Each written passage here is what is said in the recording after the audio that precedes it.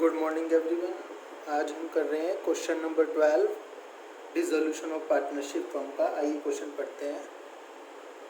The following is the balance sheet of A and B as at 31 March 2014। Mrs A का loan दिया है, B का loan trade creditor B की, outstanding expenses capitals दिए हैं A B की, cash bank debtors investment stock truck plant machinery and B की drawings दी हैं। इसके बाद एडजस्टमेंट्स दी हैं। लास्ट में बोला है प्रिपेयर नेसेसरी अकाउंट्स। आइए बनाते हैं। आप जानते ही हैं सबसे पहले बनेगा आपका रियलाइजेशन अकाउंट। रियलाइजेशन अकाउंट सबसे पहले आपको असेट्स उतारनी है, उतारिए। To debtors 30,000, to investment 10,000,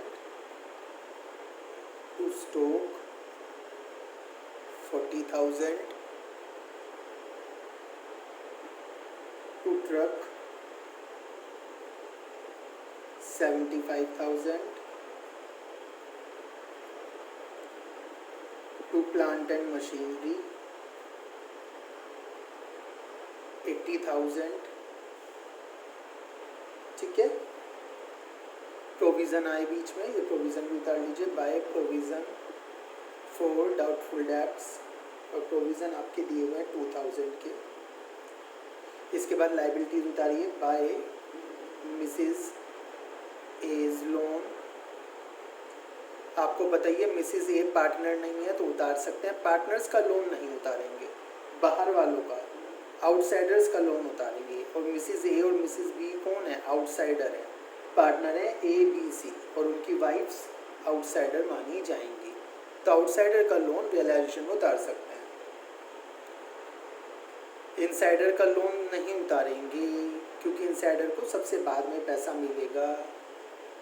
trade creditors, bills payable,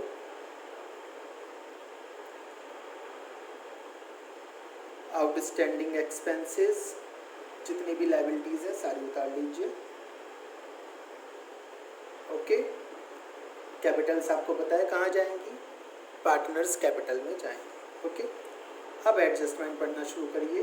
क्या कहते हैं? Half the stock was sold at 10% less than the book value. Half stock को बेच दिया और कितने में बेच दिया? बुक वैल्यू से 10% कम। अब स्टॉक की वैल्यू देख लीजिए कितनी थी? 40,000। 40,000 का हाफ कितना होता है? 20,000। 20,000 को 10% कम पे बेच दिया। 20,000 का 10% कितना होता है? 2,000। तो 20,000 को 2,000 कम में बेचा तो कितने में बेचा? 18,000 में बेचा। फिर दोबारा से बता रहा हूँ, 40,000 का हाफ स्टॉक बेचा, 20,000 का बेचा, और उस 20,000 वाले को भी 10% कम पे बेचा, 2,000 कम पे बेचा, तो कितने में बेचा? 18,000 में बेचा। And remaining half was taken over by A at 20% more than the book value. बाकी का हाफ जो है ए ले गया by as capital account. Stock ले गया 20,000 की वैल्यू है बाकी के हाफ की। 40 में से 20 तो ये आ गया और 20 का यहाँ बचा। इस 20,000 वाले को वो 20% more than the book value पे ले गया। 20,000 का 20% 4,000, मतलब कि ज़्यादा पे लेने का मतलब 20 + 4 24,000 पे ले गया वो। ओके, यहाँ लिख दीजिए। ठीक है।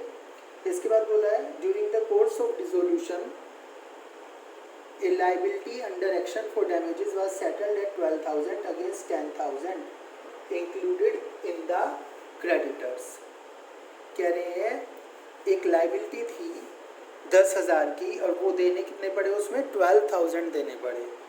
लाइबिलिटी जो है डैमेजेस की was settled at 12,000, 12,000 पे सेटल हुई है अगेंस्ट 10,000, 10,000 की जगह। तो दे दीजिए to bank account damages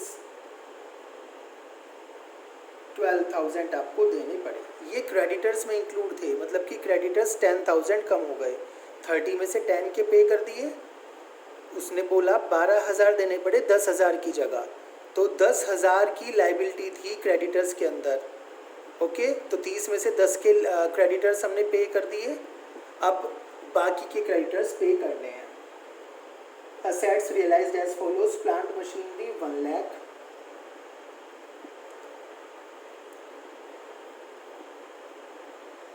truck 1,20,000,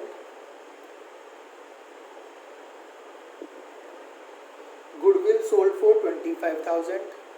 आप कहेंगे सर गुडविल तो कोई थी नहीं, फिर भी कोई बात नहीं, नहीं थी बिक गई, नहीं थी बिक गई, पैसे आए ना आपके पास तो यहाँ लिख देंगे। ठीक है, कभी कभी ऐसा होता है आपके पास गुडविल होती है और वो बिकती भी नहीं है, सेल ही नहीं होती है, तो आप कुछ भी नहीं लिखते हैं। कोई असेट होती है, मान के चलिए यहाँ पे होता पेटेंट्स और उसकी कोई भी वैल्यू ना होती, तो यहाँ पे 0 आता, कुछ भी ना आता। ठीक है, गुडविल के बाद बोला है बैड डेब्ट्स जो हुई हैं वो 5,000 की हुई है, तो डेटर्स से कितने पैसे आए होंगे, 30,000 में से 5,000 गए, 25,000। Investments were sold at book value, investments book value पर बिकी हैं। Half the investments were sold at book value, आधी इन्वेस्टमेंट, तो आधी इन्वेस्टमेंट बताइए कितनी हुई, 10,000 का आधा 5,000, 5,005 बुक वैल्यू पर ही बिक गया। ठीक है, इसके बाद क्या कहते हैं, ए प्रोमिस्ड टू पे ऑफ मिसिज एज लोन, ए ने कहा वो मिसिज ए का लोन पे कर देगा। जैसे कोई पार्टनर एसेट लेकर जाता है उसके नाम लिखा जाता है, ऐसे ही कोई लाइबिलिटी भी लेता है तो उसके नाम लिखा जाएगा, टू एज कैपिटल अकाउंट। और उसने क्या कहा, मिसिज ए का लोन पूरा कर देगा 15,000, यहाँ ब्रैकेट में लिख दीजिए मिसिज एज लोन। ओके, इसके बाद क्या बोला है पढ़िए, and took away half the investments at 10% discount, और हाफ इन्वेस्टमेंट भी ले गया, स्टॉक तो लेकर गया ही था, इन्वेस्टमेंट बाकी की ले गया, इन्वेस्टमेंट 10% डिस्काउंट पे ले गया। 10 में से 5 की तो बिक गई थी, 5 की रह गई, 5,000 की रह गई, और 5,000 को 10% डिस्काउंट पे ले गया, 500 कम भी, तो 4,500 पर ले गया। ठीक है, तो टोटल कितने की असेट्स ले गया, 28,500। आगे बोल रहे हैं trade creditors and bills payable were due on average basis of 1 month after 31st March but were paid immediately on 31st March at 12% discount per annum. ये जो डिसोल्यूशन का काम है हमारा कब हो रहा है, 31st मार्च को हो रहा है। जो क्रेडिटर्स और बीपी को पैसे देते थे, बिल्स पेबल को पैसे देने थे, वो नेक्स्ट मंथ देने थे, मगर क्योंकि डिसोल्यूशन हो रहा है तो हमने अभी दे दिए। अब इस वजह से हमें 12% पर एनम का डिस्काउंट मिलेगा। 1 महीने पहले पैसे दे दिए तो 1 मंथ का डिस्काउंट मिलेगा इन्हें पैसे देने की वजह से, जल्दी पैसे देने की वजह से। टू बैंक अकाउंट, सबसे पहले क्रेडिटर्स लीजिए, तो देखिए क्रेडिटर्स 30,000 के थे, 30 में से 10 के आपने डैमेजेस पे कर दिए थे, बचे कितने 20,000।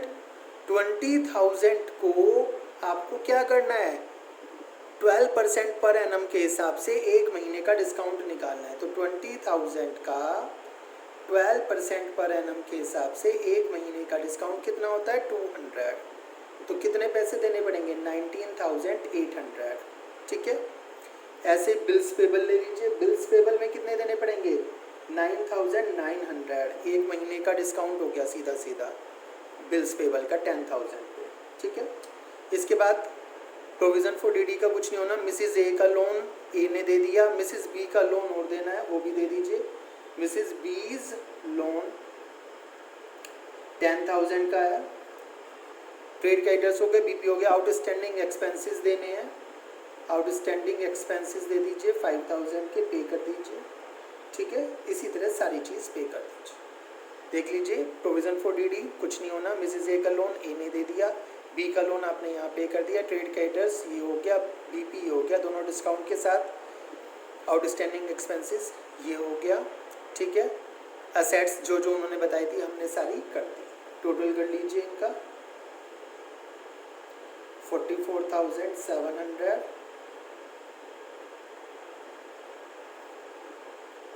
2,93,000। दोनों साइड का टोटल करके देख लीजिए किधर का ज़्यादा है।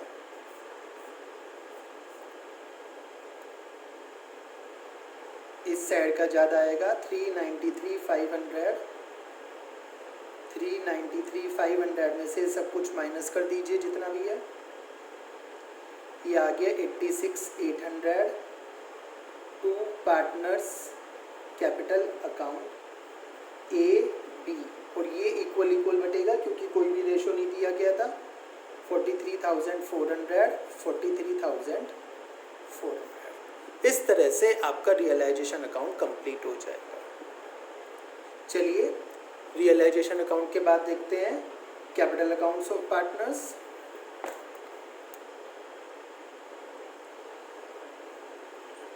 कैपिटल अकाउंट्स आपको अच्छी तरह आते हैं। पर्टिकुलर्स पार्टनर्स दो ही हैं, ए बी।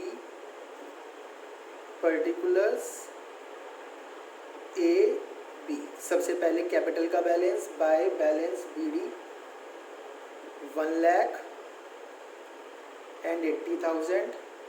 इसके बाद देखिए आपने कोई रिजर्व या कोई प्रॉफिट लॉस ऐसी चीज़ तो बैलेंस शीट में नहीं छोड़ी थी जो पार्टनर्स कैपिटल में लाना था, कोई ऐसी चीज़ नहीं है।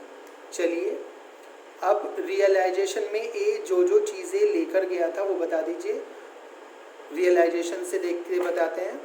रियलाइजेशन में हमने देखा तो पता चला कि रियलाइजेशन में यहाँ पर इस जगह ए 15,000 का लोन था ए का, ठीक है, जो मिसिज ए का लोन था वो लेकर गया था, और साथ साथ 28,500 की ये लेकर गया था, एसेट्स लेकर गया था ए, ठीक है।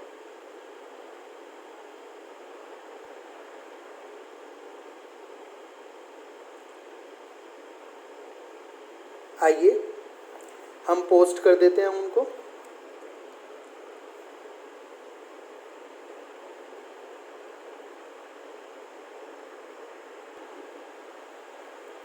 बाय रियलाइजेशन अकाउंट 15,000 ए लेकर गया था जो loan, to realisation account assets लेकर गया था 28,500 की। इसके अलावा बैलेंस शीट में देखते हैं बी की ड्राइंग्स दी हुई हैं, टू ड्राइंग्स। बी की जो ड्राइंग्स हैं उसकी माइनस कर दीजिए 9,400। बाय रियलाइजेशन अकाउंट जो प्रॉफिट है रियलाइजेशन का 43,400 एंड 43,400 वो लिख दीजिए टोटल करके। Final payment to bank account 1,29,900 1,14,000, that's it. और ये कहाँ चले जाएंगे? बैंक अकाउंट में। इसके बाद आपको क्या बनाना है? एक बैंक अकाउंट बनाना है, ठीक है। आप जानते हैं बैंक अकाउंट कैसे बनाना है, ठीक है, बनाकर देखिए। If you have any problem you can ask me. Thank you.